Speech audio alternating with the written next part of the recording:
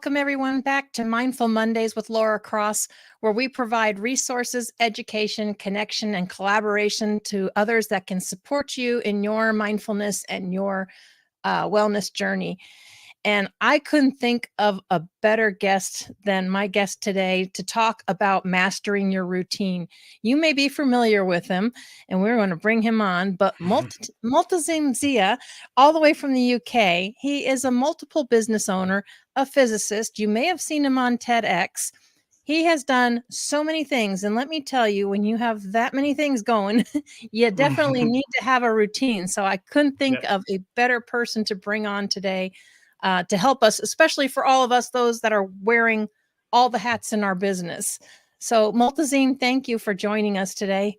No, thank you for having me. Honestly, I'm excited. I'm excited to say the least. Thank you. So tell everybody a little bit. I mean, that's just only some of the things you do. I mean, how did you wind up going? You have such a diverse background. How did you wind up going in so many different directions? And what is your biggest passion out of all of them? Yeah, so it's a common question, believe it or not. So as from background, I do a few things as you mentioned. So by profession, I'm a physiotherapist. So I do a lot of hands-on musculoskeletal work. I have my own clinic. So that's one of my businesses. The other side of my other businesses, there's one called the Multipath, which is where I do a lot of my coaching, writing services, helping clients in business, life coaching, things like that. Do a lot of PR work with companies. So that's some parts of what I work with. Other ends, I am currently doing my master's in law. Completely random, but I'm doing it. So that's a few things that I'm doing at the moment. So these are all the hats. Well, some of the hats I'm wearing, not all of them. So from a personal perspective, obviously I've got sisters. I'm an uncle. I obviously have my parents that I help support as well. So I think I've always remember. It's not just my business life, it's my personal life as well that we're balancing. And everyone else like yourself will be balancing. You have families and things and your friends. So those are some of my different areas of expertise per se. I do have other experiences, in real estate. So I help with some real estate properties that I have in the UK. So I work with them. So that's, again, like I said, an overview, very rushed of what I do. And like I said, routine-wise, obviously it's hectic routine-wise, but I think as we go into and delve into the conversations, we'll discuss how I manage my routines, how difficult it can be. I think something that's quite a key part and something I've been working on proactively as well is trying to find some me time, rather than trying to find some work time. So I know with a lot of people, it's the other way. They're trying to find ways to motivate themselves to work. For me, it's opposite. I'm trying to find ways to motivate myself to actually just relax and take a breather. But yeah, it can be quite opposite. And I'm a big fan of me time myself. I told people, I said, I need me time. I have self-care time in the morning. Back in the day, I used to do me weekends, but that's not always as productive. Amazing. When you start to pick up things and you start to become a business owner and you start doing all these things, it does. You start to struggle a little bit with having that me time because you need to relax. You want to relax, but it's often hard to shut your brain off of stop thinking about what you need to do next, or did you do this or did do that? Yeah. So exactly. you are juggling off a lot. So tell me kind of what a routine would even look like for you, because if you don't, it does affect your mental, your physical. I mean, yeah, honestly, it's insane the amount of times. So I think the best way to start, I think for me personally, and this is just to put this out there, I've always had sort of a routine since I was younger. So, and when I say younger, since high school days. So originally I was that simple, that kid that used to go to school, not having any routines. But in my later years in high school, college, I really developed a routine of, whether it was studying at the time, working at the time, etc. But right now, obviously, this is where I think that little bit of advantage, where I was the only person really that had an actual routine. Like I would block things into my mind. At that time, it was mental diaries. But now that I've got so many things going on, so many different activities, ventures, projects that I've got going on and I've got upcoming, it only made sense to start working with diaries. And this is where I started to work my diary. So for me, my routine, I probably wake up around more naturally now, around 6 o'clock, 6 a.m. I wake up naturally. I probably spend the first 5-10 minutes just doing some nice affirmation work. It could be, and to be honest, it's quite lazy affirmation work. It's literally like I have my eyes closed, I'm just conscious in this lucid sleep, and I'm just saying nice positive affirmations to myself, like, you've got this, you need to wake up, smash the day, things like that. Just nice casual things to myself. And then when I finally book up the courage to open my eyes, I probably, like, the first thing I usually do is either try to read my book, or I'll go, it's still a bad habit, this, by the way, I go on my phone, but I will probably start doing work from that moment on. So I'll go on my phone, go on my social medias, check out the stats of my previous, social media posts, any emails that are important that I need to know on my to-do list straight after a shower to get onto whilst I'm doing my admin slots. So I'll check all that stuff mentally, make a note, go through some social media work, quickly do some social media work on my phone, do some, I'm learning French at the moment, so just do some Duolingo work on my phone, just to kind of jog my memory and get my brain working first thing as I've opened my eyes. Then after that, go kind of freshen up, shower, come out, do my skincare routine. Yes, I have a skincare routine. Skincare routine. And then after that, that's basically where my day starts. So I literally sit down, do some studying, probably 10, 20 minutes of studying. That could be anything, because as you can imagine, I've got so many different things I'm doing at the moment. So on every single day, I'm revising or studying something new. So like Mondays, I do physiotherapy work. I'm studying physiotherapy. Tuesdays, I do like marketing studying. Wednesdays, I'm doing like law. Thursdays, I'm doing something else. Friday. So basically, that's my Monday to Sundays. I'm doing different things. And then eventually, after I've done that, like word of the day, read a quick book, done a few things, go down, finally have some breakfast. And then that's where I'll probably squeeze in my admin slot. So like 8 a.m. to 9 a.m. at this point, I'll probably squeeze in an admin slot. And the rest of the day is planned. So like the night before, usually I pre-plan what I'm doing for the next day. If I've not already got clients or something booked in, I pre-plan what I'm doing for the next day. And then, or like, obviously throughout the week, you book different things in. So yeah, so that's how my routine works. Now, a lot of my routine is dependent on what clients I have booked in, what days I decide to take off, because even my days off are work days. So even like, for example, Saturday, Sundays, your natural days off, people think like you can take your days off and you can just chill, hang out with your family. For me, it's like, nope, Saturday, Sundays are my catch-up days. I need to go get my emails done, get my, any templates I need to get ready, content I need to start structuring, get ready. That's what I do. So yeah, that's how roughly my week works. So if you need some specifics, fire away the questions. I'll give you all the specifics. It sounds like you do more than one day than what most people would do in a week. And See, I don't think that. I'm like, this is nothing. I should be doing more. Honestly. But you like that, and you feel you function well that way. Yeah. Honestly, I do. I think, like I said at the beginning, like you said, sometimes it's one of those situations where now that I've become so used to this, do not have gaps in my diary, it bothers me. So like if I have an hour free in my diary, I'm like, why have I got an hour free? Like today I had a friend over, and my diary was still booked through the day. I still had things that I was like, I'm going to do these emails at this time. I'm going to speak to this person at this time. I'm going to plan this business plan at this time. I'll do all this stuff. But then all of a sudden, things change sometimes. Like I went to get some food and I thought, actually, half an hour just opened up. I just finished a lot of this work quite early. What the hell do I do in a half an hour? So I thought, okay, what do I do? So I just decided to walk around, do laps around my house. It was just completely random, honestly. I think it's the opposite for me now. I can't have free time. Okay, you can. you tell yourself you can't, but you can. But like you said, everybody is different. I mean, I couldn't function that way every single day. I need that downtime to just dump and regroup. Otherwise, for me, I guess a lot of times, and a lot of people that I know, when you start doing that and you get so much stuff going, then you're not, you're not fully present, or maybe you're not doing something like 100%, and you're not maybe being at your best. And if you're working with clients, maybe you're not at your best for them because, your mind's going. So, but when you're working with clients or coaching, you're able to shut it off and focus. Yeah. So that's a good point. Like, I know so me, my friends, my family are all completely different. So I'm the type of person that I will work at high function all the time. And I really enjoy that. I really enjoy the fact that I work at such a high function. But for me, that's a normal. So I understand how that works. So I know, if I start feeling some sort of burnt out sensations, I know exactly when I'm starting to feel them. I'm like, okay, this is too much. I need to take a break. But I know a lot of people, like you said, I do a lot in a day than people do in a week. But that's how I tend to function. But whereas, where people would, like, let's say they did all the week plan in a day, they feel burnt out, really lethargic, tired.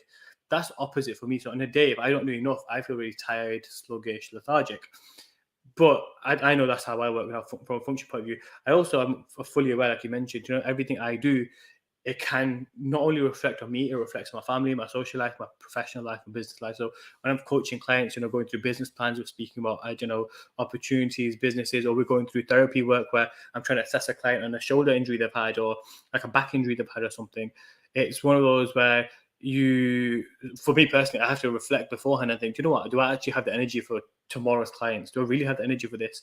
And I'll be completely frank. There'll be times where I've cancelled clients. I'll just say, look, we're not doing it tomorrow. And they're just like, sometimes they're like, why? Sometimes, look, I'm just not feeling too well. It's just as simple as that. I don't need to give them a reason as to what I'm feeling, but it's more like, I'm not feeling too well. But I know I'm not going to end up giving them 100%.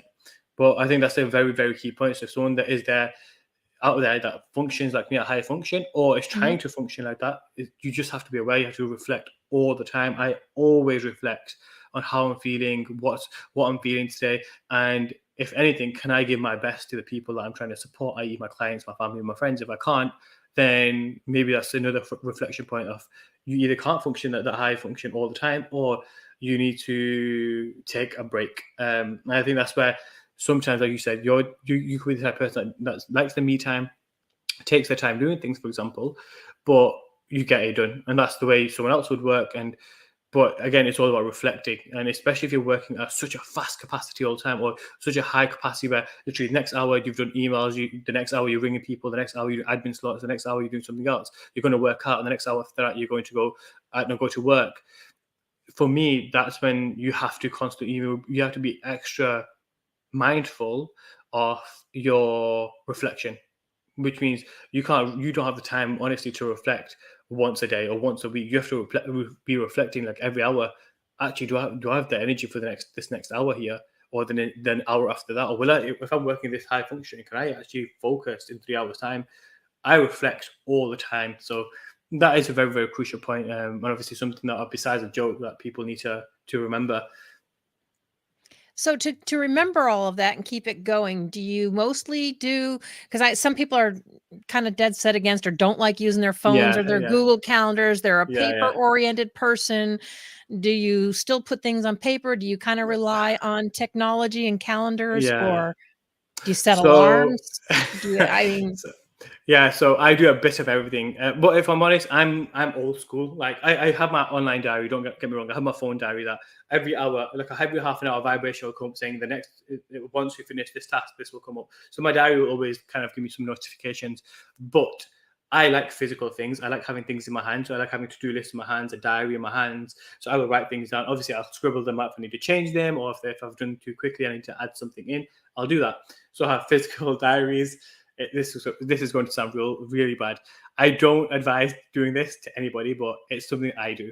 But it might work. So I have my online diary, which is like my diary that guides me throughout the day. And then I have my physical diary, which is basically a list of to-dos that I need to be doing, which is color coordinated. So I have like red to-dos, which is I need to get done urgently, like within the next day or the next 2 days, and they need to be done. Like these might be reports that I need to finish, or like I've got a podcast coming, I need to do some notes for it, or something like that. Or I have green ones where I'm like, what, these are tasks that the to-do list, but I'm going to need to consistently do these. Like, it's not something I can just tick off. They're always going to be there for me. So this might be, for example, I need to look into or edit my business plan.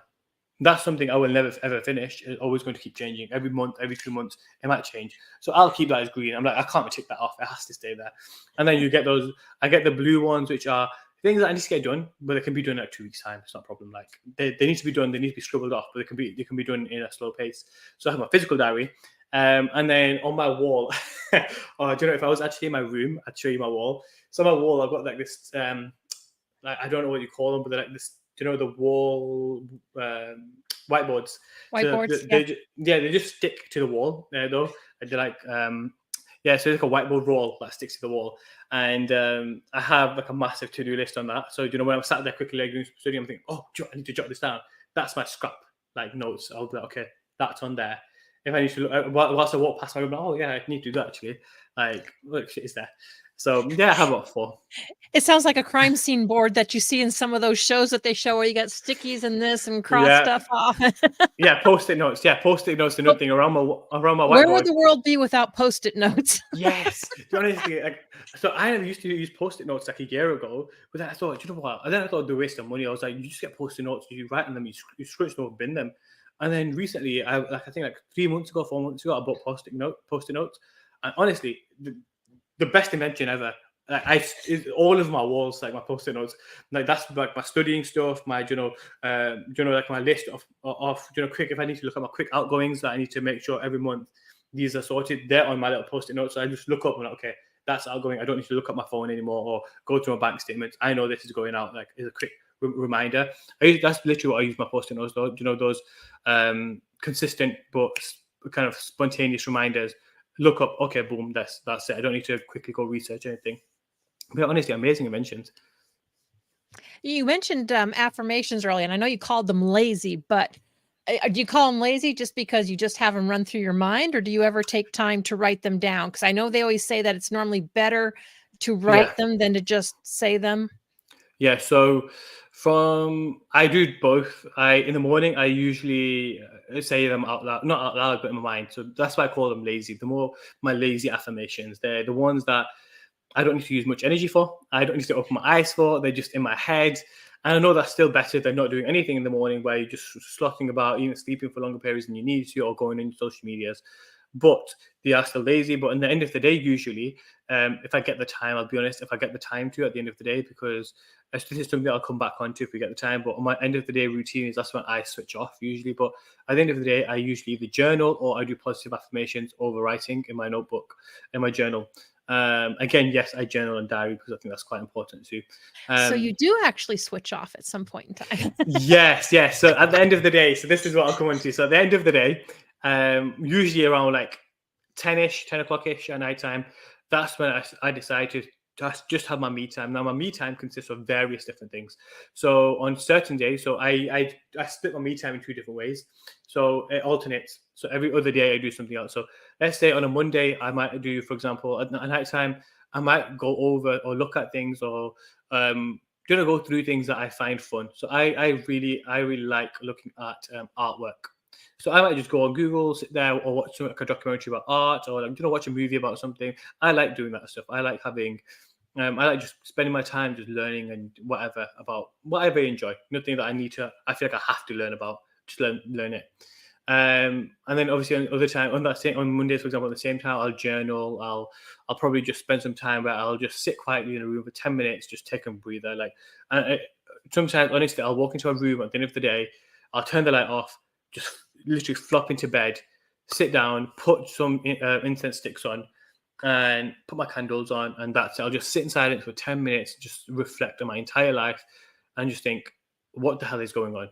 And it might not be a bad day. I just literally think, what the hell is going on? Because sometimes you have so much going on, and you just think, and sometimes it don't have to be so much. It can be something so big to you that you just think, I need to go away and just kind of lock myself away for 10 minutes.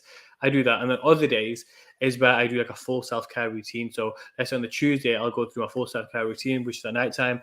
I won't touch my laptop. I won't touch my phone. 10 to 11 o'clock. I won't touch my laptop. I won't touch my phone. I won't speak to anybody if I don't want to speak to anybody. If I want to spend time with my family, I'll just spend time with my family. If I want to play games, I'll play games. But then I'll put like this is where I'll do another skincare routine at night time. So I'll put like oil in my hair. I'll do like a face mask. I want to do a face mask. I'll do anything that I find fun. Like, I could literally just sit there and watch TV. Like, I'll just sit there, put everything away, and I'll just sit there and just stare at the TV and watch TV. And obviously, watching something, I'm not just staring at a blank TV. That's just weird. But yeah, that's literally my nighttime routine, and that's the way I know I switch off. And I know that's what I like doing as well.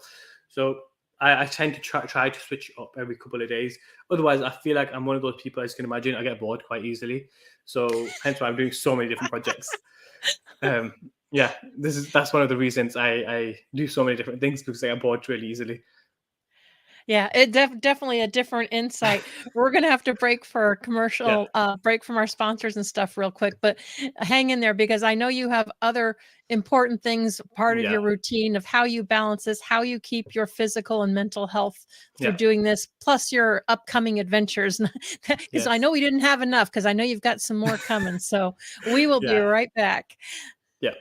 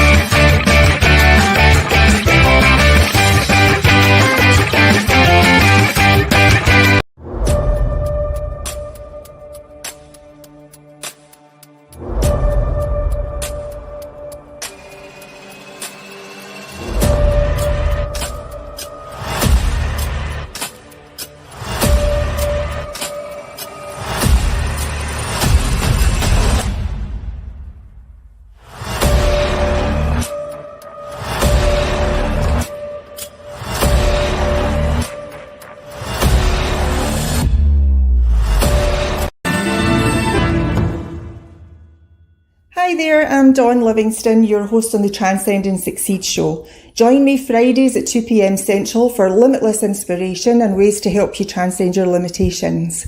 Tune into the Achieve TV network and the Voyage to Vitality channel. Transcend and Succeed show, right here on A360 TV.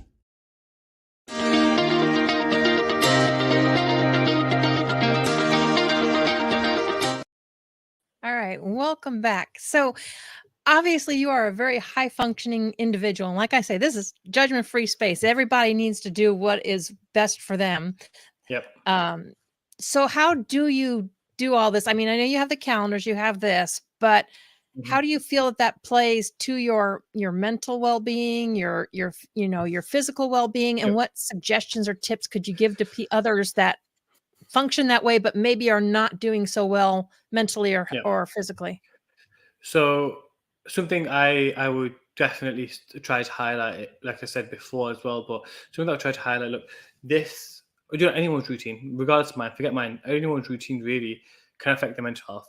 No matter if you're doing one task a day, 5 tasks, 15, 20, 100, it's going to affect the mental health in either a positive or negative way. So sometimes you can get that, instant hit of like serotonin or endorphins where you've completed a task and you have that burst. So a good example is, and a good way that people say, and psychologists will say, start your day is by just making your bed.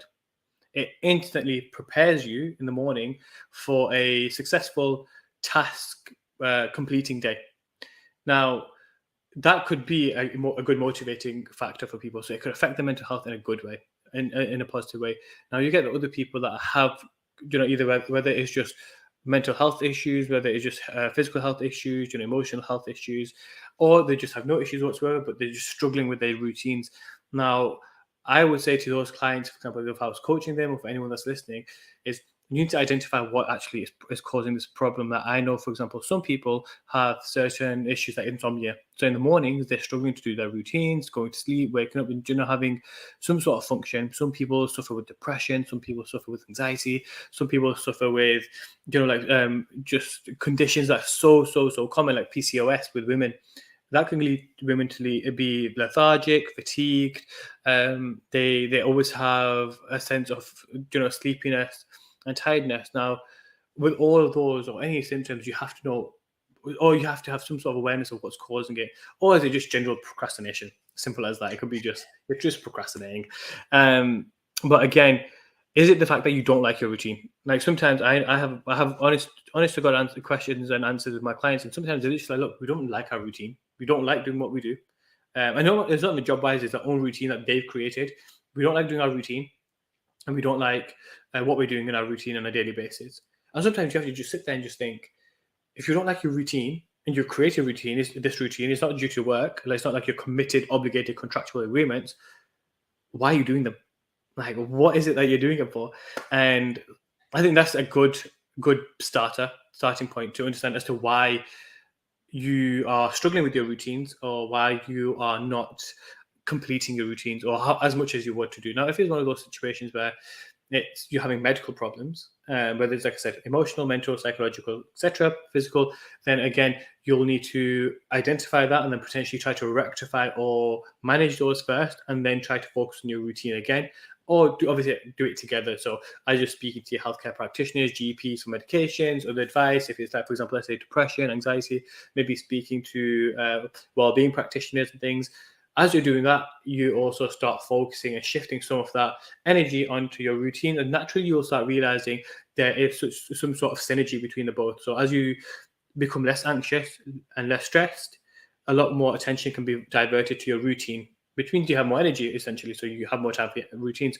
Now, if it's on the other hand, where you just don't like your routine, so let's say on a Saturday or Sunday, you're off work, but you've created a routine of, I don't know, I'm going to just watch TV for 5 hours, 6 hours, but you hate that routine, and you want to be more productive.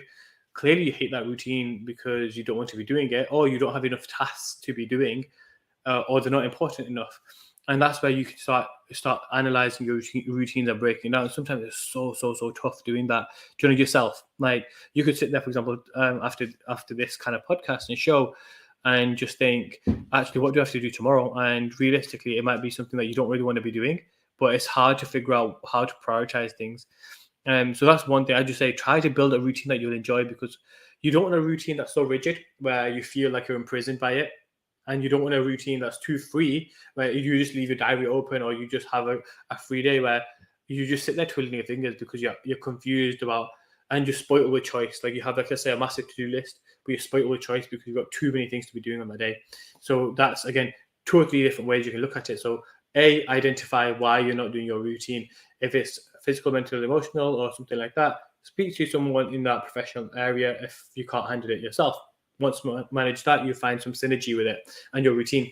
On the other hand, if you have a routine and you don't like it, then again, you need to sit there and prioritize your skills and your tasks, and make a routine that you enjoy, as well as, obviously, you need the tasks that you need to complete. Don't just put games in there the whole day, but complete. I think that's a good way of isolating and breaking it down. Now, well, let's say you're in those routines. Like, let's say you enjoy doing those routines, and you figured some things out, but there's something still off. Either you're fatiguing too quickly, or you're not able to focus the whole way through. Now, then I would say maybe focus on other external factors. And this is, again, another critical part of this, because scientifically and research shows that your area will influence what you're doing. So if you're working in bed, for example, this is quite a big one, because a lot of people, especially students, like working in bed. They like sitting there doing work on the laptops in bed, studying in bed, writing notes in bed, reports in bed. Obviously, it's comfortable and you enjoy it. Put a TV on, have a cup of tea, do your work in bed. But what your brain starts doing is associating your bed with work, and work with your bed. So I remember I did this a lot in college and university. I used to like working on my bed. And I realized when I was in bed, I was always working. So even when I was sleeping, I was struggling to sleep, first of all. Secondly, I was even thinking about work as I was sleeping. Now, that wasn't just because I was functioning at high processes. It was because I was working in bed. So my brain automatically associated my bed with my routine. So it just thought, he's in bed, time to work. And then when I got off my bed and I went into the sofa, I became really tired because I was never used to working on my sofa. So I just became really tired. So I had to change the influence around my routines of where I was working. So I got a desk, started to work on my desk. Now when I sit at my desk, automatically I just feel like I don't need to go on my phone. I don't want to go on my phone. I leave my phone because I've just trained myself to do that. Other influences, if you bear in mind, if you live with families, partner, children, they will also influence the way you behave and respond. So if you have a bunch of 2-year-olds running around you, you obviously can't focus with that, especially if they're your children. You're not going to be able to focus with that for multiple reasons. One of them being the fact that you're naturally, if you're already a person that procrastinates quite often, you're naturally going to find an excuse to go to them and just be distracted. So again, trying to find a place where you know it's your zone of working. This is why people have home offices and things as well. So they are a few key factors that I realized that changed and influenced the way I was working and sticking to those routines. But yeah, that's some key factors. Oh, that's a really good point, though. And it's not something you don't think about that, but the way your mind makes that connection, because you're actually training to do it, but there's nothing really that says that it's doing it. But Yeah. that's a good point, because I know when I started working from home, I had to break that habit of, trying to work and stuff and have the TV on, because it was just a distraction. And I'm like, it's taking me twice as long to do stuff. So I got in the habit of that TV does not even go on until I know I'm done with my day. And that's it. And if I need to do stuff and my fiance happens to be home, I just ask him, please just go work on something, do something, but I don't want to hear the TV. Don't put the TV on. So Yeah. I do that. I like working. I think mine's a bit different. I like the white noise in the background. So I'll put shows that I've seen hundreds of times. I'll put that in the background. I'll just leave it in the background. Friends, How I Met Your Mother, Big Bang Theory, something. I'll just put it in the background and I'll just let it play. But that's because I really like having white noise. I can't personally, for me, I can't work in silence, because I think I probably will fall asleep. I'd be like, nope, not a chance. Again, that doesn't work with everyone. People can't have the noise, people can't have the distraction. But for me, that's something that works. Now, again, like you said, it's technically slightly bad, because now when I try to relax and watch a movie with my family, or my nephew and niece, and we're watching a movie, and they're only 2 years old, so we're watching Disney movies. Love Disney. We're all Disney fanatics. So watch Disney movies. For me, in my head, I'm like, oh, I'm in work mode again. But again, I've slowly, with my, like I said, and this is where my nighttime, where from 10 to 11 o'clock, I'll switch off and watch TV. I think I've also trained my brain to know, if I've put stuff away and I'm watching just solely TV, that's it. You need to relax. And I've trained myself to think like that. But it's such an easy point to adjust, but it's also something that's so hard to notice, because no one really thinks about even things like what you're wearing, for example.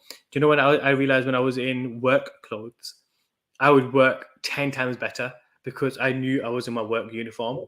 Whereas when I was just in my casual clothes, I didn't work at the way I should be functioning. I was like, so as an example, when I first started my clinic, I didn't have work uniforms made. I thought, it's my own clinic, why should I wear a uniform? I can wear what the hell I want. So I went and started to go in just my normal casual clothes, obviously things that I could do my physiotherapy work in, but my normal joggers, t-shirts and things. And I made uniforms, like a few months after I made some uniforms. And I realized when I put my uniform on, I felt different. I felt more professional. I felt more credible. I felt more authoritative. I felt like I was a physiotherapist in my clinic. I felt like a clinician. And that changed the way I thought. That actually changed the way I spoke to my clients, how I acted around my clients, the way I knew I was more responsible for my clients. All that level of responsibility never changed. The authority never changed. My position, status never changed. It changed because of my clothing. And those are massive influences. These little things that people think that sometimes I think what people get scared of when it comes to routines is that they feel like they have to make such a drastic change. They think that they have to go from doing nothing all day to doing 16 tasks in a day. I'm like, no, you don't have to. Maybe just change, like doing your bed in the morning. Start with that. Simple. Yeah. Tidy your room every weekend. Make sure you have like an hour where you just tidy your room. Start with that. Or, like if you're already someone that does a few tasks, but you're feeling a bit lazy, maybe how about rather than doing those tasks for 2 hours, try doing it for 30 minutes. Get yourself comfortable with that. Then maybe push it up to an hour. If you need to do it for an hour, then do it for an hour. That's fine. It's one of those where I think people become scared and they actually put themselves off from actually trying to change their routines, because they just think you have to do such drastic changes, and realistically you don't. You can do small things like wear a uniform, sit in a different area.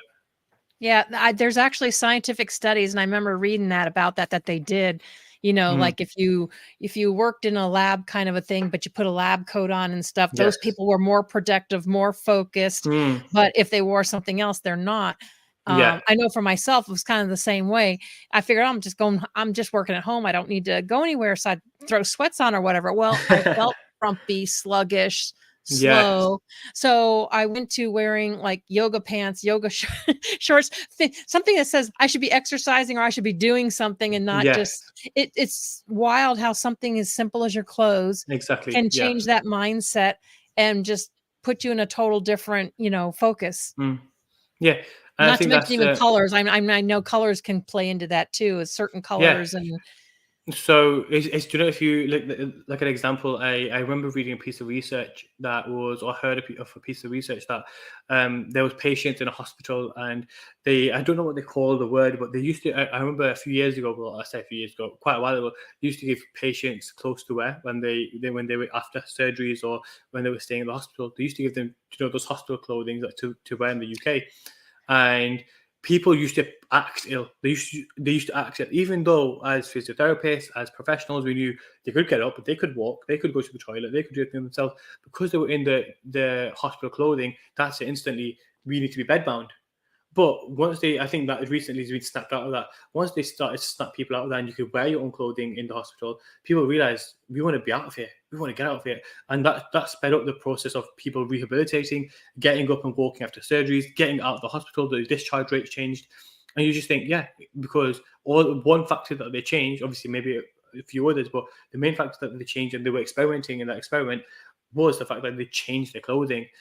Now, that's a huge, huge, huge change, because you just think that's not just, us testing on ourselves.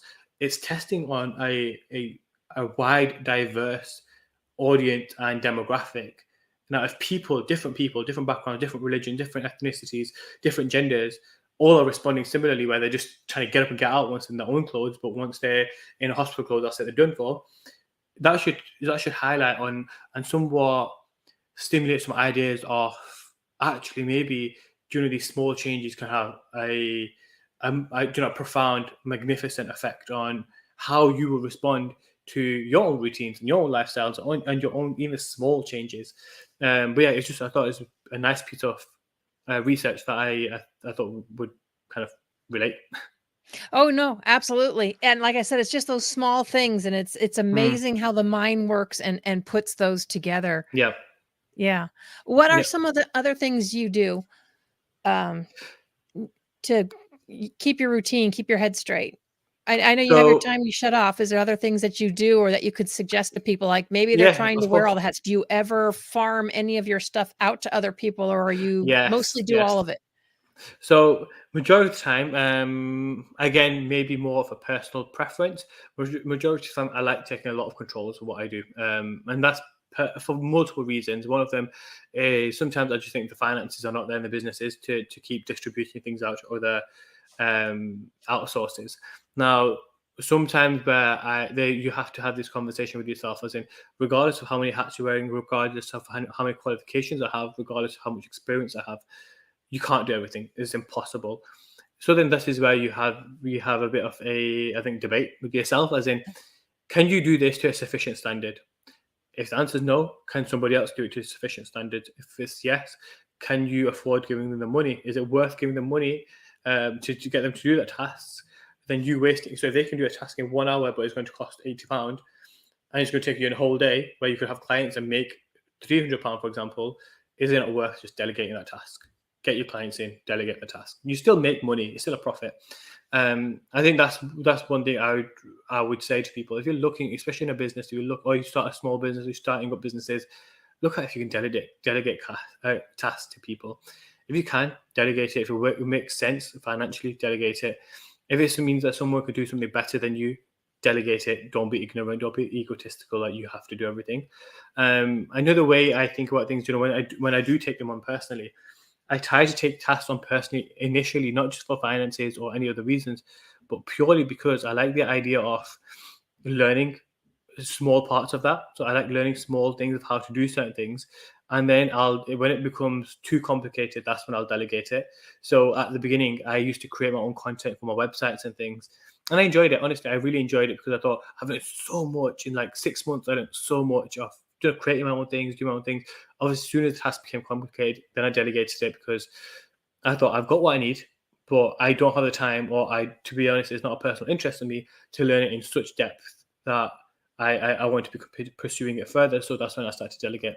So yeah, delegation is paramount in trying to run a successful business, but also manage your own personal diaries. Now, if you exclude the business element and you look at your own personal diaries, there's tasks. I know it sounds very businessy again, but I learned this quite late in during my personal routine journey. I tend to try to take a lot of personal issues, problems, family drama, family friend drama on myself. I try to handle it all, financial issues, personal issues, etc. Then I realized, I thought, I can't do this, personal issue, business problems, like studying academic issues, and take them on single-handedly. That's when I started to outsource to my personal network of friends, family, people that I knew supported me. So things like, for example, if there's issues in the household, and obviously trivial issues such as someone needs to get the groceries, actually, there's been a bit of a quabble between my family, little sister, my parents potentially, or there's been a bit of a spat between somebody. I don't have to handle all of these issues myself. If I know, for example, I'll handle the arguments and the family politics, I'll handle that myself, and then delegate somewhere else to please run out, go get some groceries whilst I sort this out. Or vice versa, if there's been, for example, a issue with my friends, and I know some of my friends can't handle a conflict, they don't know how to handle it, or my friends want to speak to me as a mediator, I might mediate the task and issues. But I also know if it gets to a certain level where only a professional can help or another friend can help, I'm more than happily delegate and say, look, actually, you come in as well, help manage the situation. So again, it works in your personal life. I think, again, something people neglect is that delegation isn't just a term that you use in business. Delegation is a term that people do every single day, I think, but they don't realize it's called delegation, or they don't like titling it, because sometimes they're delegating, by the way, can you cook today and I'll do the bins, or can you quickly mop up the floors and I'll hoover the stairs. That's still delegation. You're delegating household chores that take a lot of time from you, but will take a lot of time from the other person if they had to do it alone as well, or if someone can do it better. For example, I know for a fact I can hands down iron probably better than anyone in my house, right? So I won't go give a task of ironing clothes to somebody when I know I'll probably iron my clothes better than everybody else, and I'll probably iron their clothes. And so, actually, do you know what? You're better at, I don't know, putting bed sheets on. Can you put the bed sheets on? You put the bed sheets on. You're better at that. I'll take 25 minutes. You'll take 5. I'm better at ironing. Let me do the ironing then. So it's all about this delegation and just recognizing your strengths, your weaknesses, what will save you both time, or your team time, or your family, or whoever you are trying to delegate the task to time, and whoever has the capacity as well. I think that's another fundamental element of this. Who has the capacity? Let's be realistic. Everyone is busy. Everyone is a different type of busy. Everyone has a different type of energy threshold. So it's about capacity. Who has the capacity to take another task, problem, issue, chore on? Like, if someone's doing 3,000 chores in the house and you say, actually, by the way, I'm going to go out to play football. Can you please do the tasks? It's a bit unfair. So again, it's about who has capacity to do that as well. Yeah. And knowing when to ask, for help. Yes. A lot of people don't ask. They think they have to take it all, and then they get so stressed out, so overwhelmed. And it's like, honestly. So knowing when you do need help and when to ask is important. Yeah, 100%. Honestly, when you need, I think, again, a lot of things that play into these factors are, societal issues as well. Like, I know a few years ago in university, I remember I needed so much help. It wasn't so much mental health help, but it's more help from my tutors and lecturers. But I avoided it because I thought, I don't want to speak about my personal issues with anybody with this stigma. And I'll be honest, it was a stigma of being a male. Like, I was like, I'm a male, I don't need help, I can handle this myself. Very stereotypical, very, very like sexist. I know it was kind of like, I'm a man, I'll handle it, don't worry, I'll sort it out. But as time went on and I realized, asking for help isn't a bad thing. And sometimes you actually do yourself a favor, but you do someone else a favor, because let's say you have so much going on, so much so that it starts affecting your personal life, your routines, your behaviors, your attitude. That then obviously will project onto your partners, your friends, your family, your social life, and they have to take that load on. But it's worse because they take that load on unknowingly and unwillingly. They just take the load on. So, for example, my family will take my baggage. For example, if I didn't speak to them about stuff, they take my baggage unwillingly. Who wants anything unwillingly? If I said to you, for example, like, if I just pushed you and caught you, as an example, you'd be like, what the hell is going on here? If I said to you, by the way, let's do a trust fall, and you choose to fall, right? You chose that burden of falling and trusting me.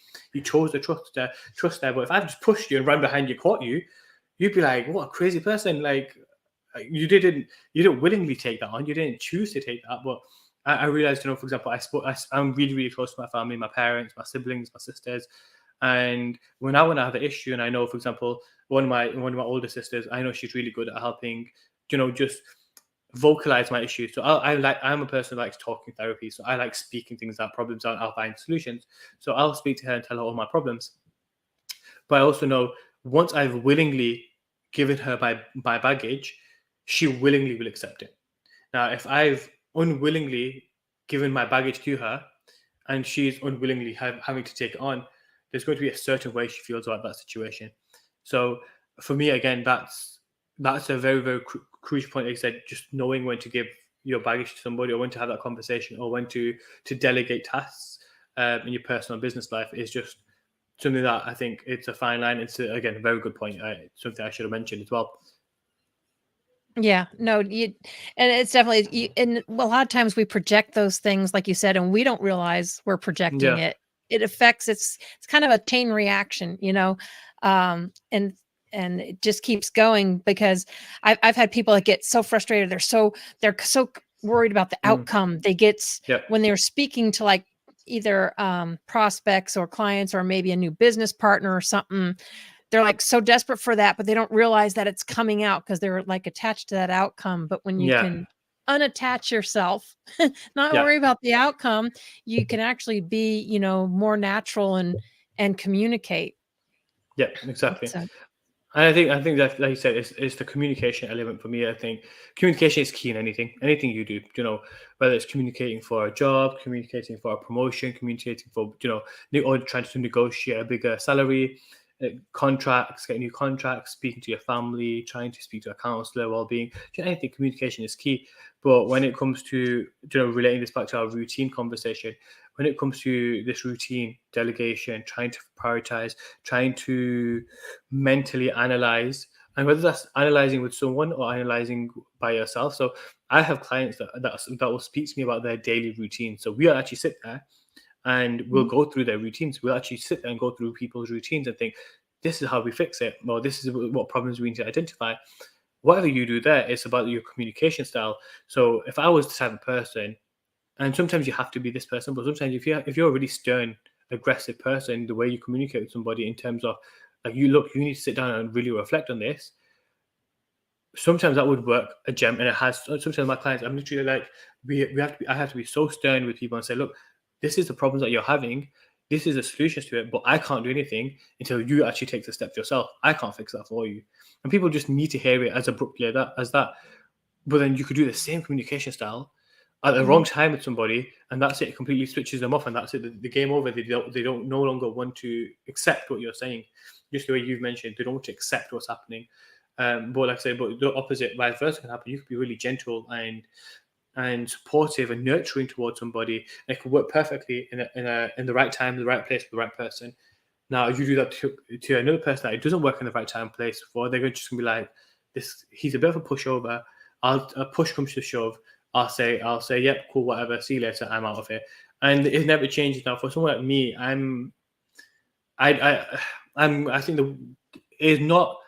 I think the right word for it is I get emotionally invested a lot of the time with my clients. I think the people I hold quite close to me. So if someone comes to me out of coaching and out of whatever, out of physiotherapy, coaching, life coaching, business planning, coaching, etc., to me, it's not something I just think, as a business, I need to make my money. For me, these are people. These are people that have come to me, they've chosen me. There's millions of people on this planet, all over the world, especially with technology the way it is, and they've chosen me. Even if that's one client a month, they've chosen me, right? They've chosen me for a reason. They've seen something in me, so they've given me their trust. They've given me their hope. I'm not going to be that person that destroys it, especially obviously intentionally, where I go for the greed and the fame and the glory of things. So that's why I think it's something that's so important, the way you communicate with people. And that's the way sometimes you need to just show, communication isn't just about the way you speak to people. I think it's also the way you act around them. So like we said, when we talk about routines and delegations and, our lifestyles and how we can make sure we're changing our habitual problems in terms of whether or not we're focusing on our routine and whether or not we are sticking to our routines, is the way we behave, the way we act about our routines. Like if you go into a routine where, let's say one of your routines is going for a walk, but you do that routine, you go for that walk, super unhappy, super lazy, unimpressed by it.